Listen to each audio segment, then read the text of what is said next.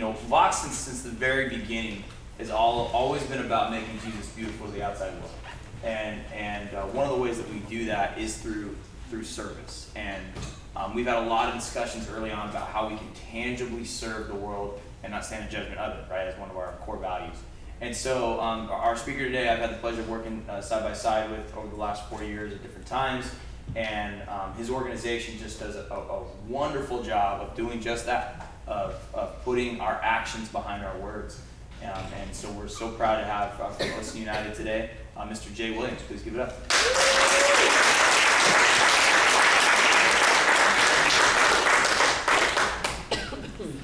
Thank you, Pete. Well, good morning. It's great to be here at Vox. Do I need to use a mic? What if I talk up front here? Anyways, I really am excited to be here, and I believe that version 3.0 may be your best yet. I sincerely mean that, because when I think the body of Christ steps up, so much of what it's evolved to today, I don't think it reflects all the beauty of Jesus. And so congratulations for persevering, for staying with us, and for you all stepping up, because I know it takes a big commitment to make this work. So God bless you. I'm happy to be a small part of that, and I want to spend some time this morning. I'm going to take about 15 minutes to tell my story a little bit. Sorry. I'll try to be inclusive, but I want to tell a little bit of our journey, and then I want to focus on your story. And this one aspect, I'm not going to spend time trying to convince you of the importance and the value of serving, because I think we all understand that, and that's why you're here, and you've already reached that decision. So I want to help you to think through what could we do and what might that look like, and to maybe even just dream with you. So I'd love to have some feedback with you and talk about it. I'm not here to preach a sermon this morning. If you came expecting that, I'm sorry. We can look at a couple scriptures, what we're doing, but want to move forward. So my wife, Grace, is in the back as well this morning. She's obviously been a part of my story for, we've been married for 32 years. It'll be 33 coming up in November, so we've been doing it together for a little while. We've got 4 kids of our own who are in the 30 to 23 age range, and they're all kind of young adults trying to find their place. One of our boys, Zach, I don't know how many of you guys know Zach, but he was a part of this group and is in his second year teaching first grade, and so he's doing well. But anyway, so my journey is I served as a pastor in 2 churches for 30 years, and the last 16 years I was at a church in Fullerton where it was my job to help introduce our community to the needs and opportunities in our backyard. And I would say that was a big challenge, because in this particular community, mission work involves sending missionaries all over the world. And they did a great job of doing that. But when it came to embracing what the mission looks like for us right here at home in our own backyard, to be honest, we really didn't have a clue of what to do, how to do that. And I'm not just saying that for this one church, because I think it's true of many evangelical churches across the country. And there's a long story behind that, and we could go into that topic as well, but I won't. But so that was our story. So that was my job, was to help introduce our church to the community. And so, to be honest, so I did that for 16 years, and a big part of that was very frustrating and discouraging in many respects, because I felt like as much as we could do it, it was just never really fully embraced, and what it could look like. And in my experience is I'm in the community all the time, and I hear of the need and the brokenness all around me. So I would hear, my job is trying to invite the church to come, hey, let's come in and step into these places. I'm not sure why I'm getting emotional, but anyways, it was just a difficult place. We often are not ready to do that, because most of what we do happens inside the walls of our facility and on the campus and our walls. So much of it gets focused about ourselves. And to be honest, I think we miss the beauty of being able to be, to make Jesus look beautiful in our community. So 4 years ago, we launched OC United, determined to tell a different story.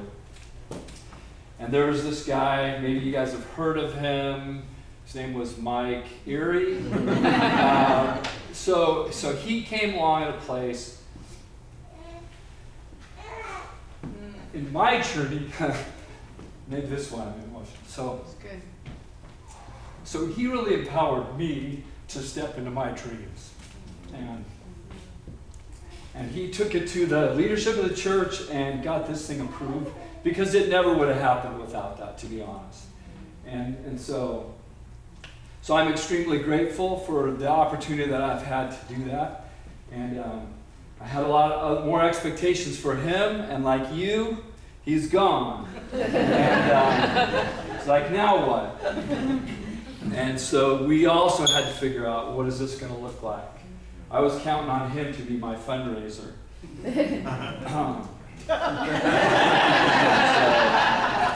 So anyways, so we've made it 4 years, and God has provided beyond our expectations. So kind of move along here. Just to jump in, because of a core conviction that God's heart of compassion is bent and inclined towards the vulnerable, to the marginalized. Perfect. And I believe it's from the scriptures, from the front of the book to the back of the book, his heart is bent and inclined toward the vulnerable. So when we began to form who we were, our mission statement is we exist to empower the vulnerable. But we started out with this concept of a serve day. And I'd been doing this at the church for a long time. It was never designed to be an event, a standalone event. It was always meant to be something that introduced us to the needs and opportunities that we could engage in and go deeper with. But to be honest, it just became another event that we did. And so it became a pretty cool event, actually. At one point, we had done a serve day in a summer in downtown Fullerton with what used to be an old hospital, and it's now a shelter. It's called the Women's Transitional Living Center.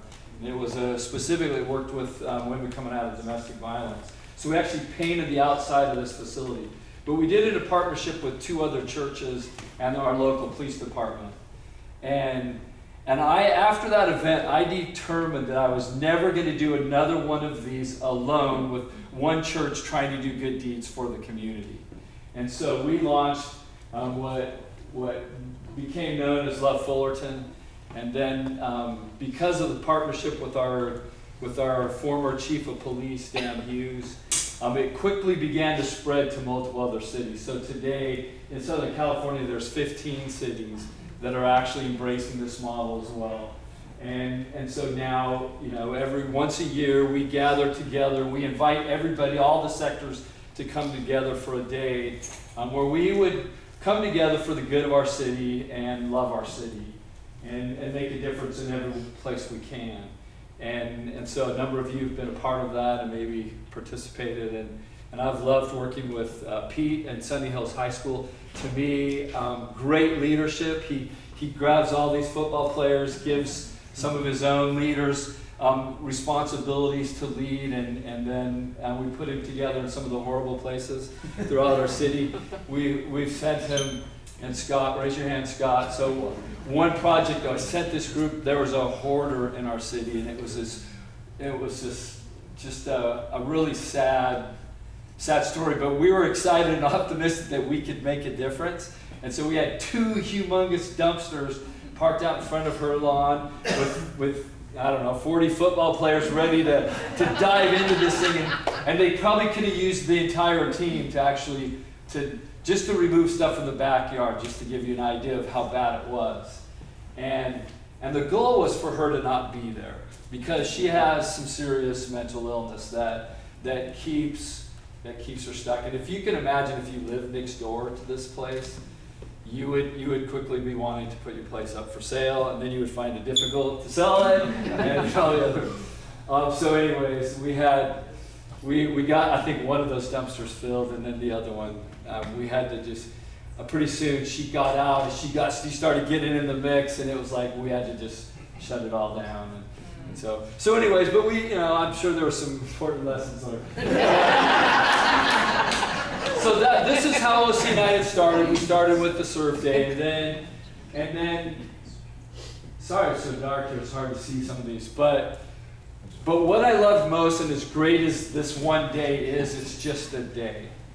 And so we view this as a catalyst for the other 364 days of the year. What would it look like if we got engaged throughout the year and to make a difference? And so OC United, that's the place that we stepped into. Next slide. So as I told you, because of God's heart of compassion, which is bent and inclined towards the marginalized. Can I read one scripture for you today, so we'll make sure that we all open our Bibles. So hidden in the book of Zechariah, chapter 7, verses 8 and 9. And the word of the Lord came to Zechariah, saying, Thus says the Lord of hosts, render true judgments, show kindness and mercy to one another. Do not oppress the widow, the fatherless, the sojourner, or the poor. And that's a verse that some have called the quartet of the vulnerable. The widow, the orphan, the sojourner, and the poor. And you see that theme, that God's bent and inclined towards them. It's not that he loves them more. It's that they're in need and they're vulnerable. And so he invites us to go and to participate in that. And when we do, we get transformed and changed in the process. And he does this amazing work. And so our mission statement is very simple. We exist to empower the vulnerable who've experienced the breakdown of the family unit. So we believe that the breakdown of the family is the core systemic issue that keeps, with all the people that we work with, that keeps us stuck. And so our solution is in those three circles. And very simply, we're about restorative relationships. And that means a deep investment in people's lives and relationship. We want to walk alongside, we want to mentor, we want to eat together, we want to be involved in each other's lives. And then combined with personal development, with life skills training, and we believe that results in thriving, empowered lives where we experience the shalom and the peace of God. And so that's our mission statement. We stepped into 4 pretty big worlds. As I said, so I've been serving as a pastor at this one place for 16 years. And so we had a long history of trying to engage in the community. So when we started OC United, we didn't just start, we started bigger than what we might have. So we stepped into 4 big worlds, to be honest, that if the truth be told, it could represent 4 separate nonprofits, honestly.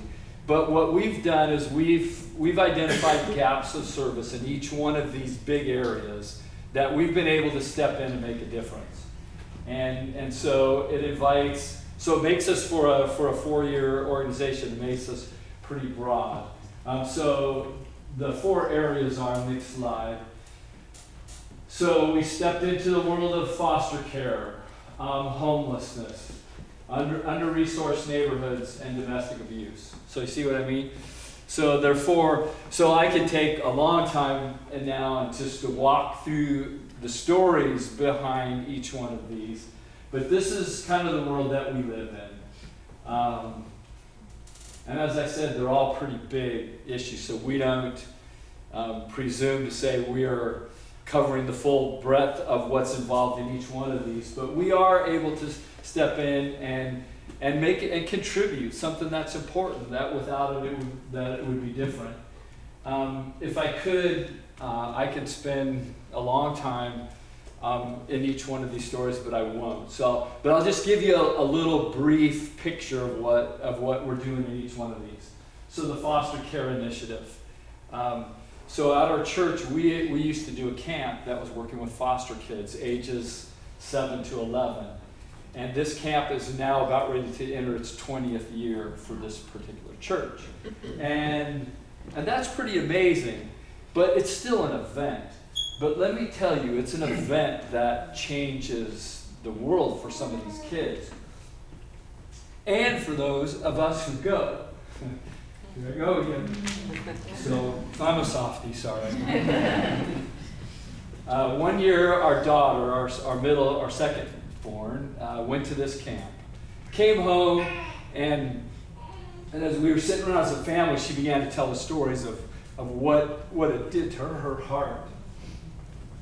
She actually changed her major. She's now a social worker, working in Orange County. And pretty soon, the next year, she said, we've all got to go. So for 5 or 6 years, we went as a family, all of us, working with these kids. And so I would say it messed with our family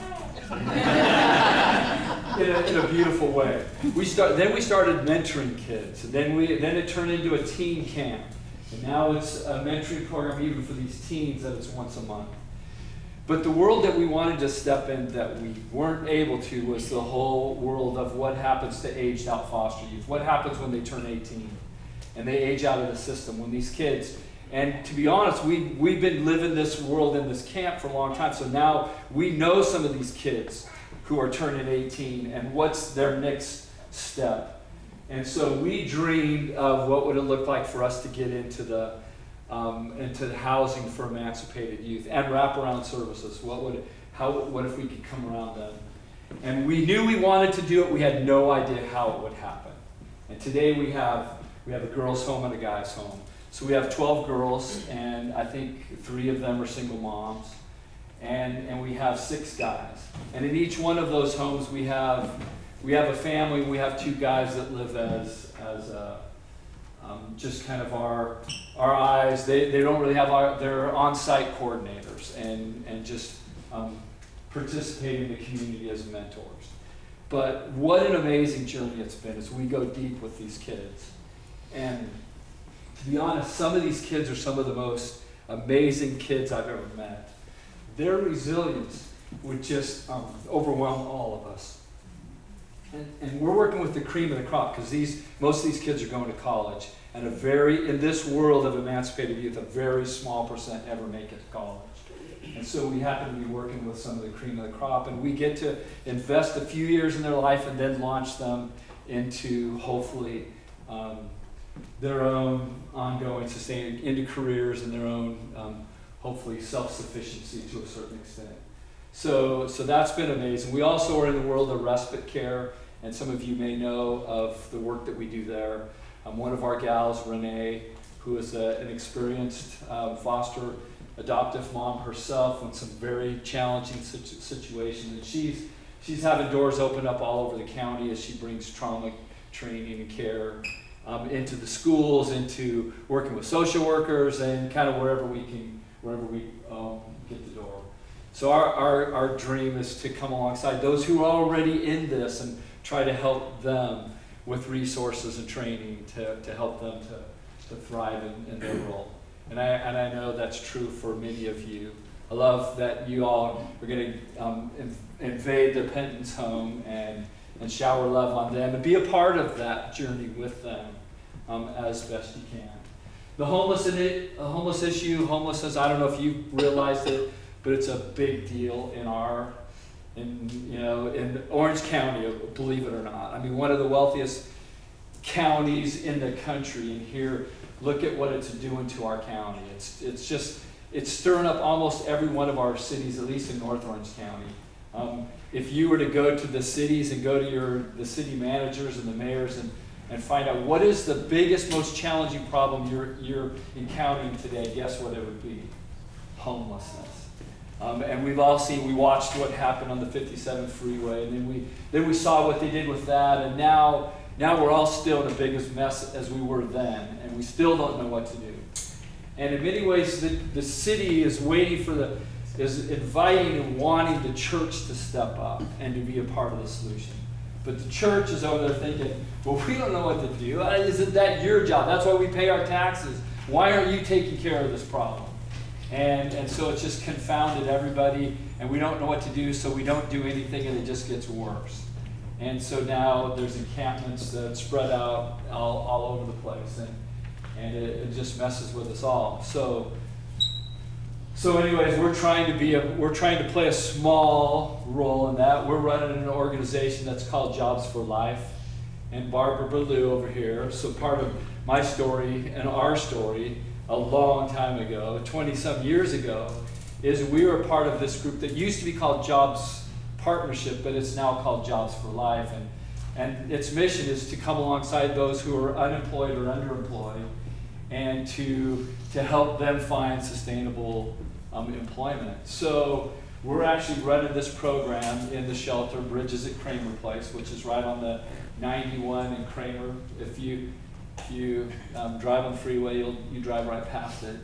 But we've done 7 classes there, and the concept is we teach 8 week. It's an 8-week course. We meet twice a week for 2 hours a class, so that's like 32 hours of instruction, where we try to come alongside these men and women, and then we attach a mentor with each one of them to journey with them for up to a year to try to help them to re-enter the workforce and to try to get back on their feet.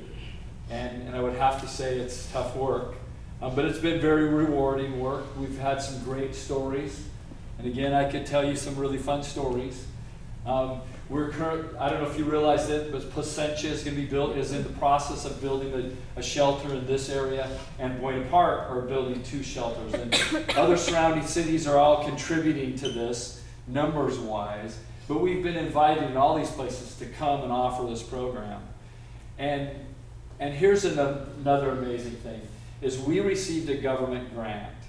And a government grant, you're not supposed to be able to talk about God, right?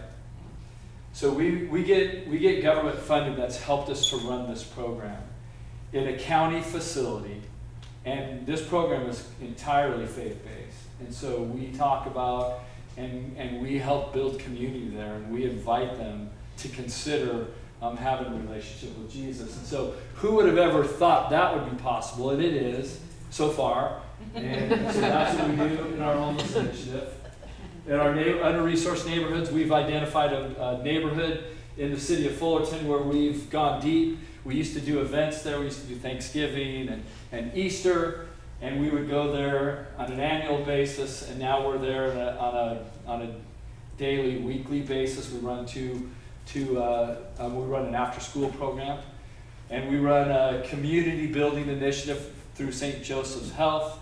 We're really trying to they're training us to do community organizing, where we come along the neighborhood and we help them to identify what are the issues that are keeping them stuck in poverty, and then we try to help them solve their own problems. And so we're getting, so anyways, there's tons of ways to be involved in that. We're going to be doing community dinners that really are going to be potlucks, where we just invite the community to come together and eat together, build relationships together, and begin to have conversations about some of the challenges. The last area is in domestic abuse. We meet in the local police department, and we offer support group for women who are finding themselves in abusive situations. And we've been at the one police station. We've gotten invitations to multiple others. We're in 2 cities, Fullerton and Anaheim, and hope to be in La Habra and Brea soon. Because the need is huge, as you all know. And it's something that's not talked about. Where do we go? So now in the police department, as they go into homes and they see and witness domestic violence, they can say, we've got a place for you. Here on Monday nights, you can come and find hope and support and care. And so we've been in there, and so one of our gals has been doing this for years and years. It's her own story. And so she goes into those places and offers love and relationship support and help, so that they can get into healthy relationships and move out of unhealthy. And so that's the space that we've been. The next slide. Sorry, this is probably taking longer. This is our team. We actually have 14 of us now. Half of us full-time and a bunch that are part-time. And this is missing 3 of our latest. But anyways, it's been, who would have imagined, like for me, 4 years ago, that would grow into this. The next slide is how can you be a part of it? First of all, I'd say we'd love to get your email in the back. Send us so we can send you our monthly newsletter. so that you can be an informed prayer with us.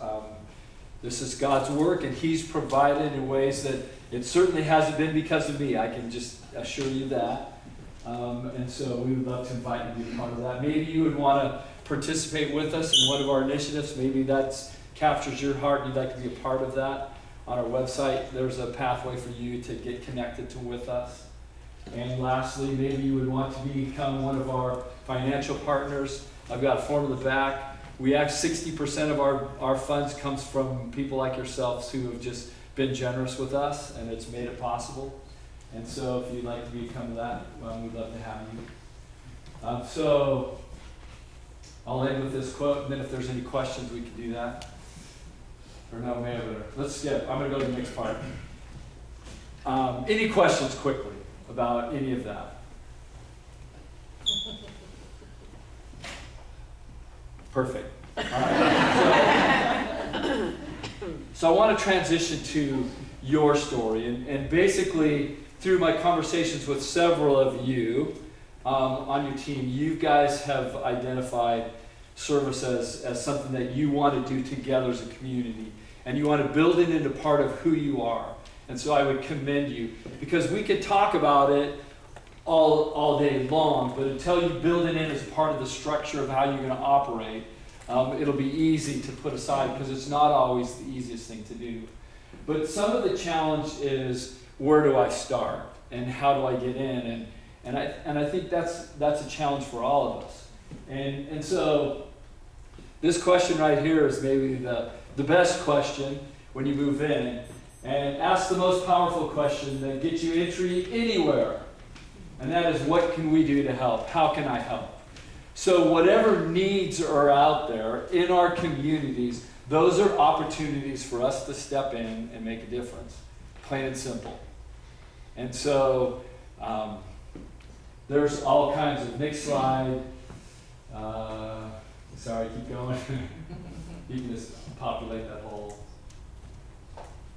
Maybe. Come on. Yeah, you put them all up there. Problems create opportunities. Servants can go anywhere. Find ways to be useful to the community. Ask the Jesus question, what can I do for you?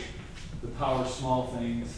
And turning mechanisms into action is part of, like, if you guys say we want to, on a particular Sunday in the month, as a suggestion, you might say, let's build this into the rhythm of what it looks like for us, and then just go do it together.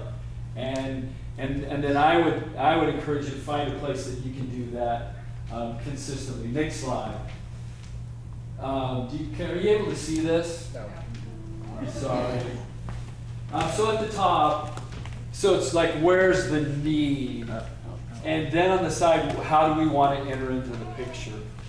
And so it says orphans, widows, immigrants, prisoners, sick, disabled, poor, the aged.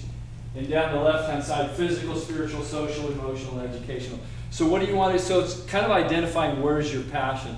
Because it's going to last longer, and it's going to be more beneficial if you find where you're already passionate about, or maybe where some of your own, where you guys might be currently at, and it might open up doors for opportunity. So I don't know, when you guys identify core values that you have in this community, what are some of those things that might open doors for you to make an investment?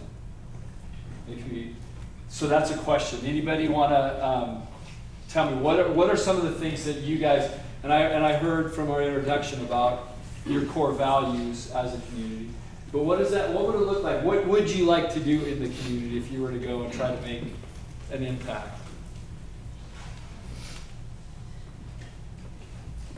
Anybody? Oh, come on. Are you asking us? Yes, I am asking you. Yeah, but are you asking us specifically what we want to do, or which group we're more interested in working in? Sorry, it can not even be on this chart. So if there's something that you guys already have identified as a passion of your own, as a church, as a community. In the beginning, I'm just beginning to put that together. Okay. So I don't know that we narrowed Okay. it down. She wants to say something. Adoption. Yeah, that's a great example that a world that you're already in. So what would that look like for a way to find how you guys can be involved and make a difference in that? And what you're already talking about doing on Saturday of joining the Rose is beautiful. The Pennants, excuse me. I'm sorry. So that's a great example of what that would look like. And So I think not a long time ago, but in 2.0, they started something, and my understanding is that our hope is to carry it over as well. So our benevolence fund and like what the church was hoping to focus on was foster, adoption, and then like special needs, kind of, right?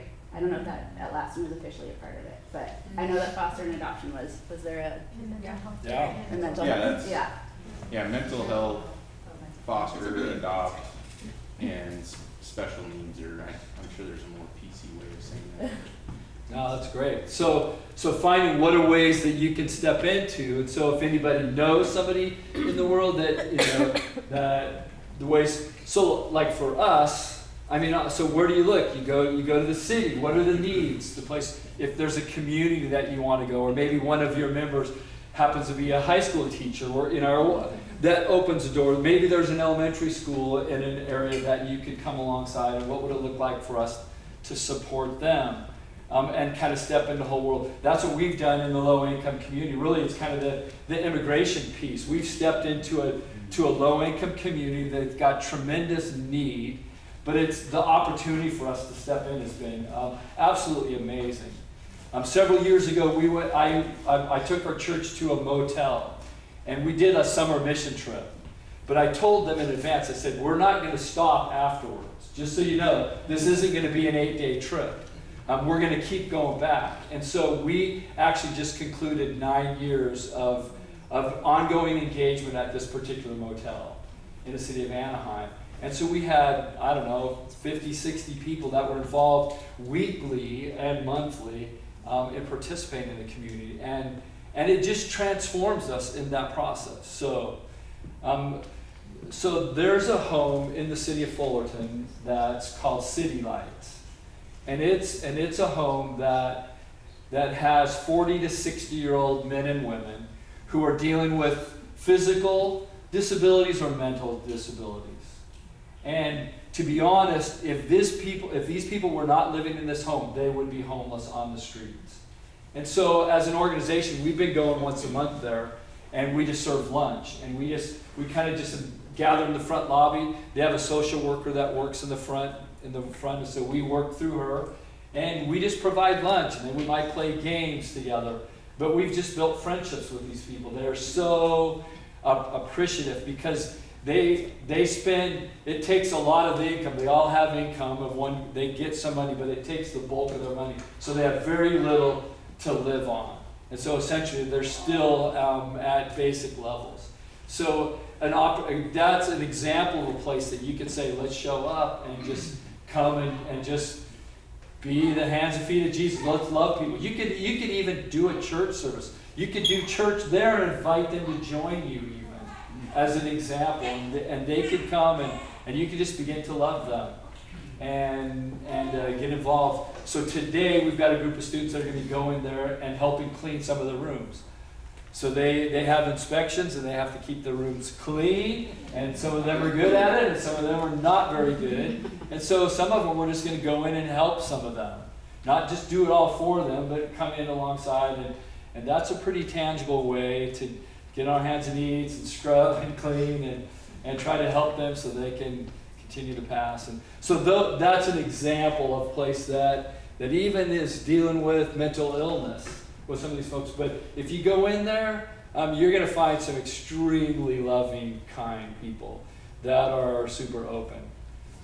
Yeah. Jay, quick question. So, we're talking about kind of coming in and doing some surveys as a church and stuff like that. But correct me if I'm wrong, any of us individually can sign up for any of these things with OC United, Yeah. apart from Vox, right? Yeah. I mean, so if Correct. somebody wanted to do something once a month or twice a month, they could totally do that, right? Correct. Yes. So if you would like to participate with us, please go through our website. Absolutely. But for you guys to build in a rhythm, what would be beneficial, in my opinion, would be to find something, and maybe it's one or two things that you invest in it as a group. And I love that you go as and you do it together, and then keep going back and keep going back, and pretty soon 1 year turns into 2 and beyond, and so then you've had some great impact. And it may take you a while. I would love to help you. So could I finish with one slide just as encouragement? So let's go a few forward to the last slide that has the hearts. Yeah. So I know you can't hardly see this. I apologize. So this one is talking about depth of engagement and the time of engagement. So one is yearly, quarterly, monthly, weekly. Could you go back one slide? Sorry, this will help. So this is what we'd love this to look like. So at the depth of engagement starts with just giving our money and maybe taking and donating some of our stuff. And then in the middle it talks about doing projects, and then up at the top is people. And our goal is, go to the next one with it, shows an arrow. This one. Yep. So this is our goal, is to move towards more consistent, ongoing engagement, and at the level where we really are engaged at people at the relational level. That's where lives get changed and transformed. But that's a bit of a journey that we go on. So be great, be generous with your time. And then the heart one. As you go on that journey, what happens is there's the 2 arrows, and one says discomfort.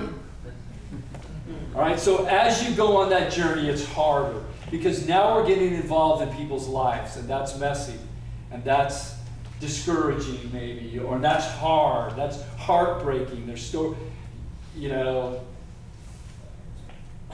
the other is fulfillment on the other arrow. So at the same time, as you go to those difficult, challenging places, what it does in your own heart is it takes a small heart, and then it begins to grow and enlarge our heart and our capacity to engage when we go on that beautiful journey.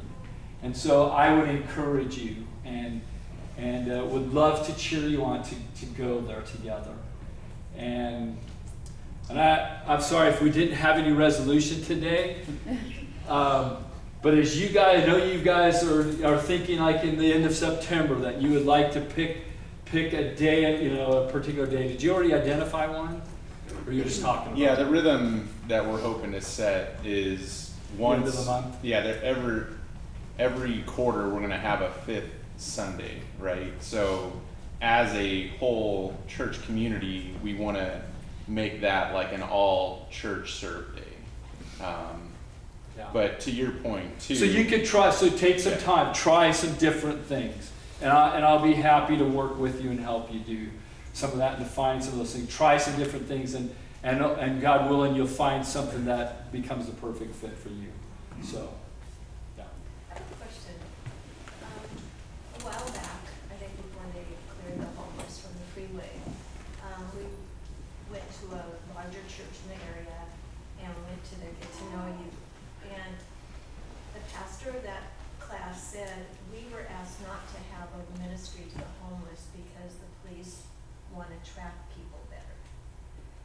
Fast forward, they cleared the freeway, and I noticed there were a few people forming I thought it was kind of cool. It was on Kroger near Sam's Club, and there were just a few, there looked like 2 or 3 couples forming, and I thought they were really creative, what they were doing, and they had it really well organized.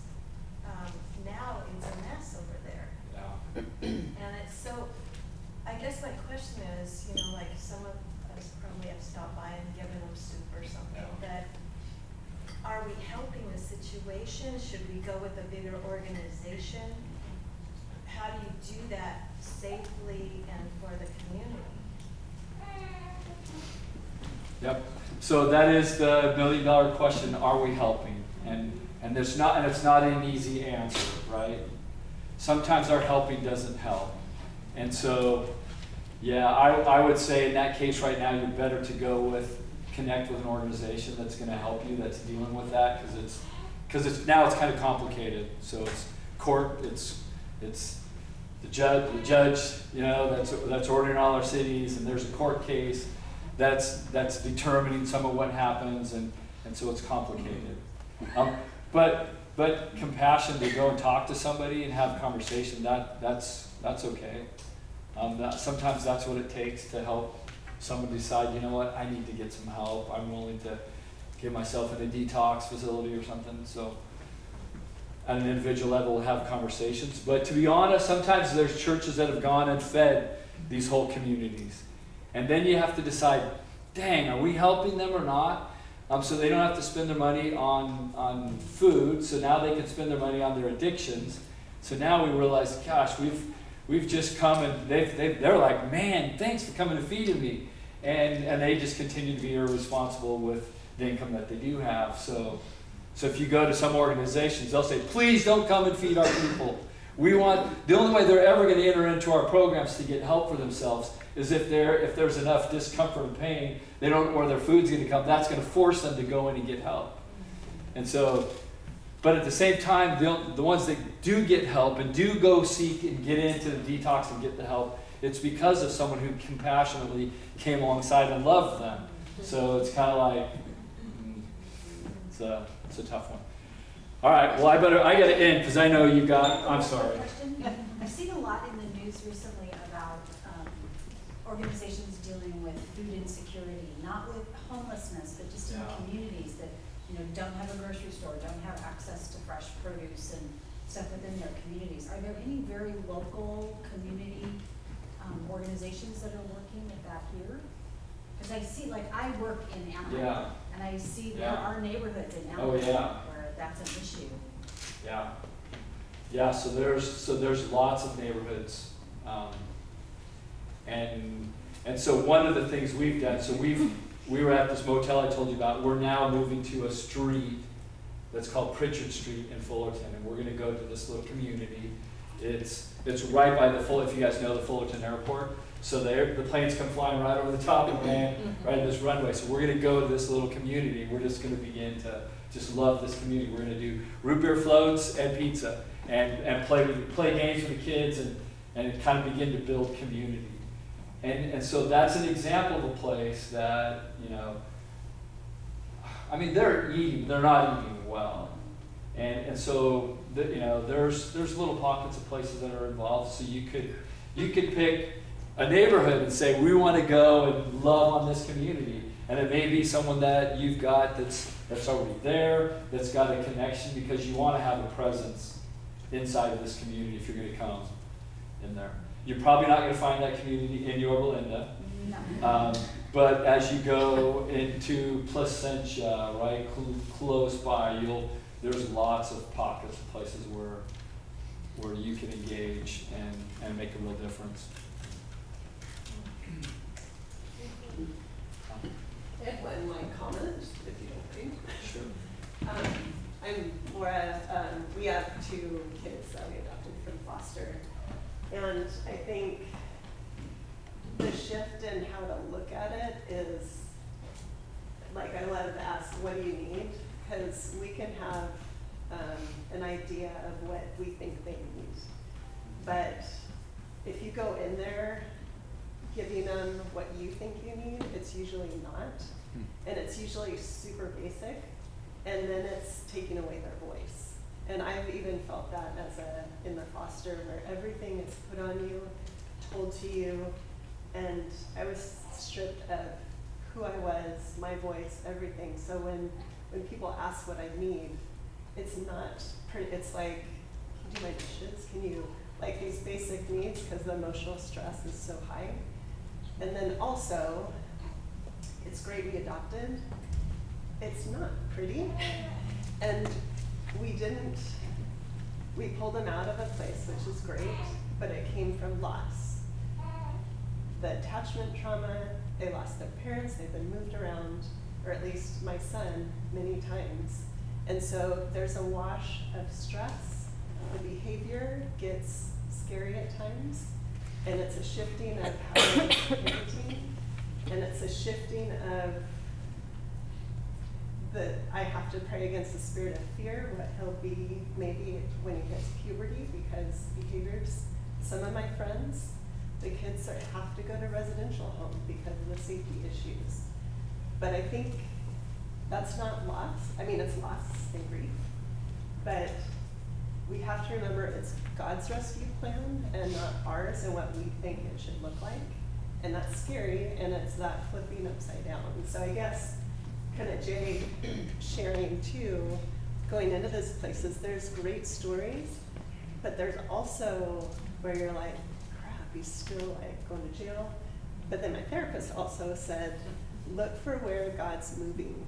And even if it's a mess or it's death almost, but you see glimpses of hope where maybe on earth it won't be, maybe it will go to death, physical, but like those little movements of God. And even just in my days, I have to be present and remember, you know, my kids got along right here, or, you know, in the next minute they're screaming at each other or whatever, but, or I didn't handle it, or our marriage is like, oh, it's rocky, but we have to believe, like surrender what we're kind of our will, and the pretty kind of American culture Christian theme of, you know, you go in, you save them, and it's all pretty. Well, it doesn't always happen that way. But what got with Jay too, talking about our hearts, my heart has shifted, my judgment of even the birth parents, because I've kind of become at times not who I like. And you get from the stress, from the trauma, from all these being stripped, you know, it just gets kind of ugly. But it's changed me to have different eyes of how I look at them, myself, being in a needy place, and then just surrendering. Okay, God, how I have to look at my family different. But it's breeding a whole new compassion. So anyway, that's a little short.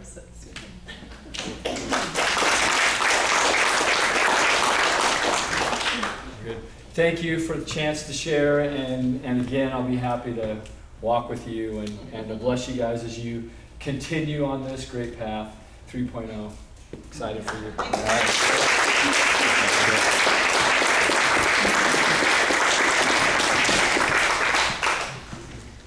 All right, so for those who have parents or who are parents of elementary school, if you can please stand up and look for your kids.